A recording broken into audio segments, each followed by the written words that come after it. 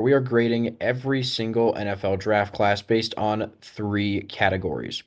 First of all, we're going to grade based off of whether or not the team drafted the players that fit their needs for next season, as well as the overall talent that they got, just assessing the draft class as a whole.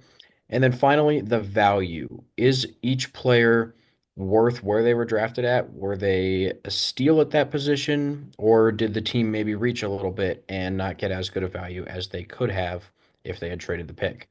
And then after that, we're going to go ahead and give them an overall grade. So with that being said, let's go ahead and get into the video. After losing a heartbreaker in the divisional round to the Bills, the Baltimore Ravens came into the draft looking to retool both sides of the ball, needing a defensive tackle, cornerback, offensive guard, edge rusher, and a wide receiver. But with their first round pick at the very end of it, they took Malachi Starks, safety from Georgia. While technically a little bit of a reach and not a team need, I think the talent is there and it doesn't matter. He is a phenomenal player at Georgia for the 3 seasons he was a starter, one of the best safeties in college football. I can't say I blame him just on the talent alone. He will find a spot in this lineup, especially now being paired alongside one of the best safeties in the NFL in Kyle Hamilton. Yeah, this next pick though, Mike Green out of Marshall, um, absolute steal. He was a projected mid-first rounder. They got him near the end of the second round. So I think this is an incredible pick for the Ravens and a very scary edge rusher to add to the defensive line. Yeah, I was shocked that the Bears of all teams did not pick him, considering they had 3 opportunities to do so. So, an absolute steal for the Ravens, like you said. Then at the end of the third round, they took an offensive tackle and Emory Jones Jr. out of LSU. A little bit of a reach, but I still think Emory Jones Jr. is a solid player. Definitely not getting the favorable ranking here. I think he is a lot better than that ranking that shows. Played 36 games at right tackle at LSU for 3 seasons. I think he's a very good player.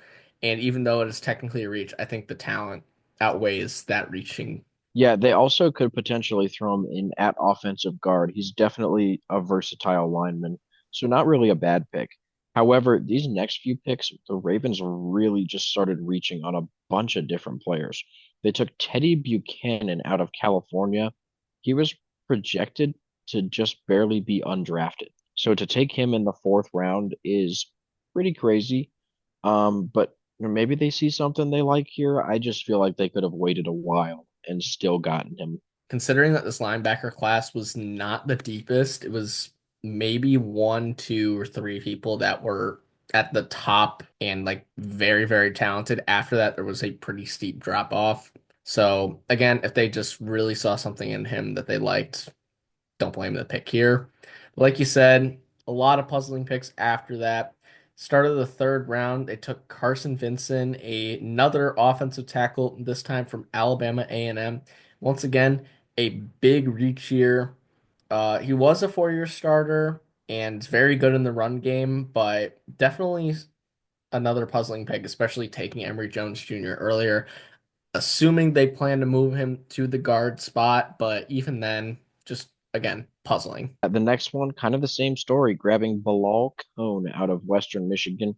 Not as much of a reach, maybe just by about a round's worth of talent. It's not a terrible pick. It's addressing a need at cornerback, but I feel like he might end up being a little bit more of a depth piece, at least for the first few seasons. Just 8 picks later in the sixth round, they took Tyler Loop, a kicker from Arizona. Justin Tucker was released by the Ravens, so Tyler Loop is now the future kicker for Baltimore. He was the third overall kicker, did finish his college career with the highest field goal percentage in Arizona history, and did kick a 62-yarder against Houston last year. So definitely could be a solid pick for the Ravens. Yeah, they should be just fine at the kicker position. Now, their third of five sixth round picks, they went ahead and took LeJontay Wester out of Colorado. This one again, a massive reach. I can really only see the reason for them taking him as him being a punt returner. I don't think he'll see that much playing time at wide receiver just because of how small he is. Yeah, unless they're planning on using him out of like the backfield on like screens or something. Other than that, like you said, probably just a special teams player.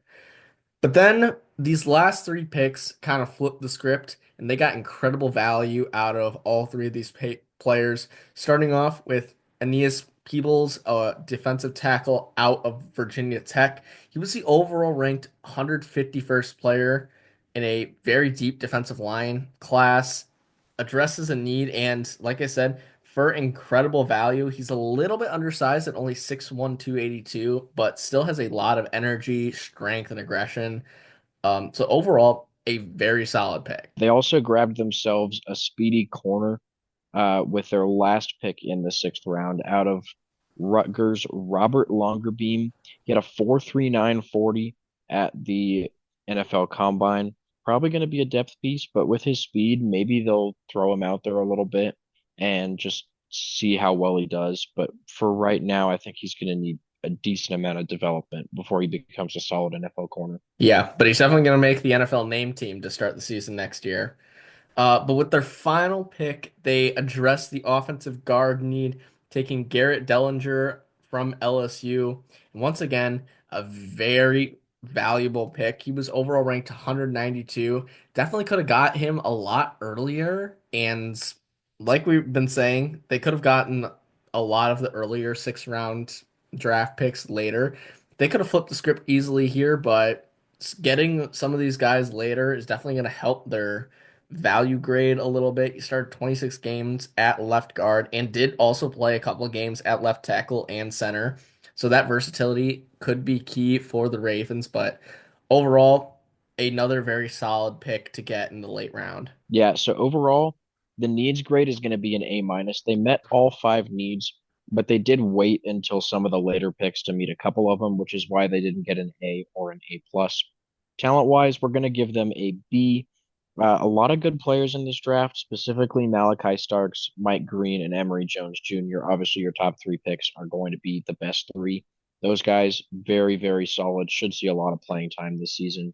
And then value grade, we're going to give them a C plus, mainly because they reached from everyone between Teddy Buchanan all the way to LeJontay Wester.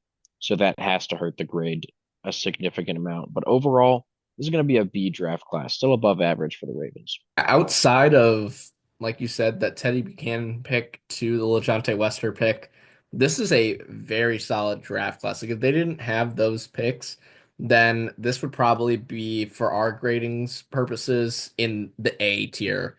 But even with all those questionable picks in the middle of the draft, those guys can definitely make their impact. Like you said, LeJontay Wester is going to make his impact in the punt return game.